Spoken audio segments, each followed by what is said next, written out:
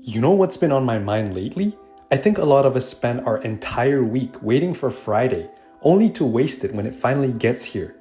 Maybe you've had one of those evenings before. You get home after a long week, whether it's school, whether it's work. You throw your keys onto the counter, kick your shoes off, and then you collapse onto the couch thinking, finally, nobody needs anything from me. No deadlines, no lectures, no shifts, no emails. For a few seconds, it feels like the evening is full of possibility. Then, almost without thinking, you unlock your phone.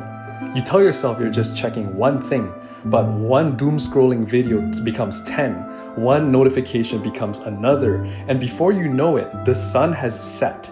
You look outside, realize it's dark, and you wonder where the last 3 hours went.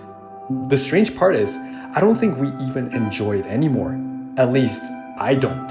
I'll close my phone after scrolling for what feels like forever, and instead of feeling rested, I just feel empty. It's not like I had a terrible evening either, because nothing bad happened, but nothing memorable happened either. It's almost like my free time evaporated without ever feeling like it belonged to me.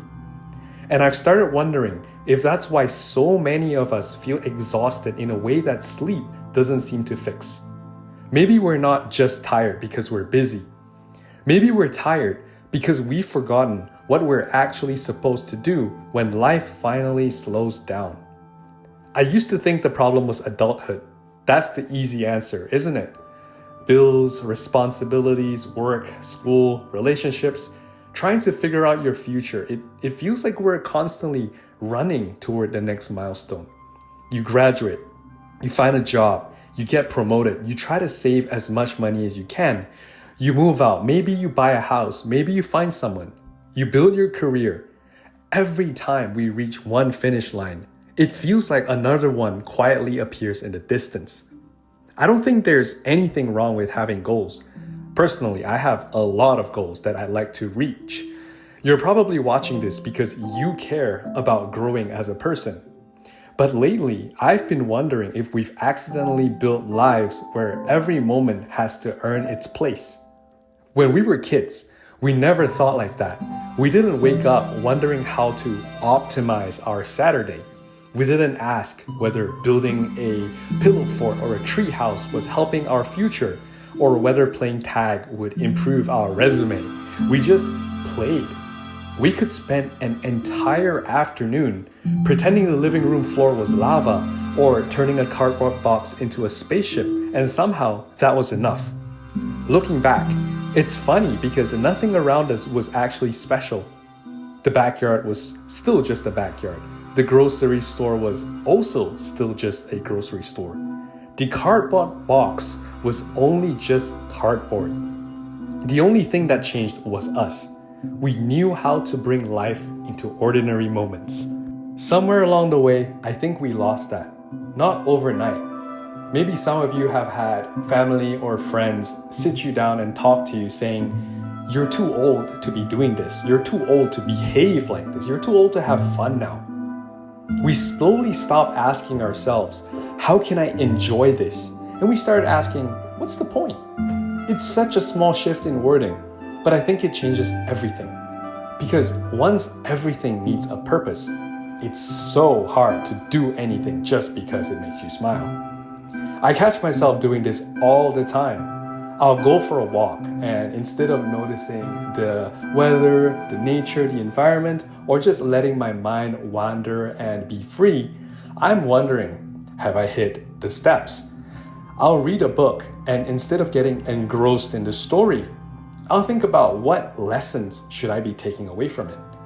I'll go to the gym and work out, and instead of appreciating that I actually get to move and use my body, I'm thinking about whether or not I've made enough progress this week. Even my hobbies start feeling like projects. If I enjoy chess, should I become a grandmaster? If I like writing, should I monetize it? Somehow every hobby becomes a side hustle. Every workout becomes a physique goal, and every morning becomes a routine to optimize your day, which means every quiet moment starts to feel like wasted potential. The weird thing is, none of those ideas are bad on their own. There's nothing inherently wrong with wanting to improve yourself. I know that firsthand because I'm in the same journey as you are. You finally get a free afternoon, so you want to dedicate it to learning. I love learning. I like having goals. I think it's healthy to challenge ourselves. But sometimes I wonder if we've accidentally crossed a line where self-improvement stops serving us and we start serving it. It's almost like productivity quietly became our personality. We became so focused on becoming better versions of ourselves that we forgot to spend any time with the version that's already here. Maybe you felt that guilt or that feeling too. You get a day off, you sit down to watch a movie, and halfway through, you start thinking about the emails you haven't yet answered or the chores you haven't done. You take a full day off, but yet somehow, instead of feeling refreshed, you spend the whole day feeling like you should be doing something more productive. I've literally had days where I was too tired to work, but somehow too guilty to rest.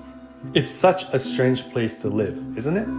We feel guilty while we're working because we're exhausted, and then we feel guilty while we're resting because we're not working. A little while ago, I was reading a small book called Fish.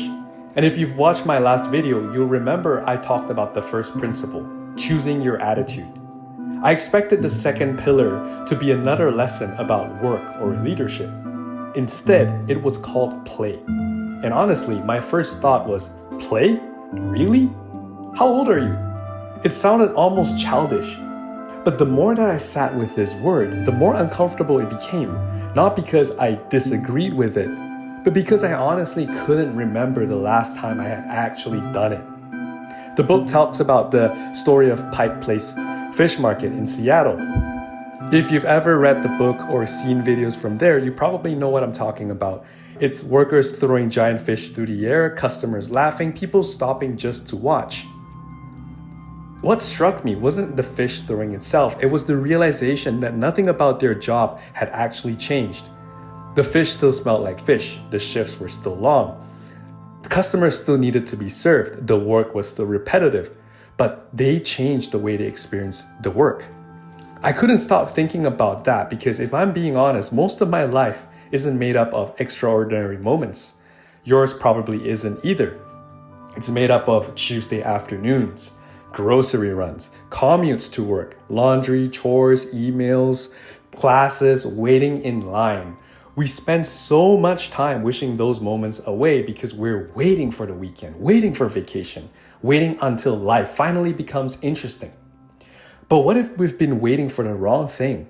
What if life isn't hiding somewhere in the future? What if it's quietly happening in all those quiet, ordinary moments we've been rushing through? When I think back on the memories that mean the most to me, they've almost never been the big achievements. I don't remember random Tuesdays because I crossed 5 things off my to-do list. I remember laughing so hard with my friends because I had a good time. I remember singing in the car and loving every minute of it. I remember making a boring shift at work feel shorter because I kept making stupid jokes with my colleague when we were actually supposed to be getting work done. None of those moments made me more successful. They didn't further my career. But yet, somehow, they're the ones that stayed with me. Maybe that's what play really is. Not avoiding responsibility or pretending life is always easy. It's choosing not to let responsibility become the only thing that defines us. It's remembering that joy doesn't have to wait until everything is finished. It doesn't have to be earned after you've answered every email, completed every assignment, or achieved every goal. Maybe that's the mistake we've been making. We've treated joy like a reward when it was supposed to always just be a part of the process. I've also been wondering if we've been blaming adulthood for something it never actually took from us. Maybe adulthood didn't steal our ability to play. Maybe it's the fact that we slowly convinced ourselves that play was something children did and productive people outgrew. Because we became focused on building a good life that we forgot to actually live it. So the next time Friday finally comes around, I hope we don't just ask ourselves how to make the most of the evening. I hope we ask a different question. What would make tonight enjoyable? Doesn't have to be productive or impressive or useful, just enjoyable? Because maybe that's the question we stopped asking years ago. And maybe the answer has been waiting for us ever since. Because I don't think adulthood should steal our ability to play. I think we need to start giving ourselves permission to play and enjoy our lives. Thanks for watching, Rardo, and I'll see you in the next video.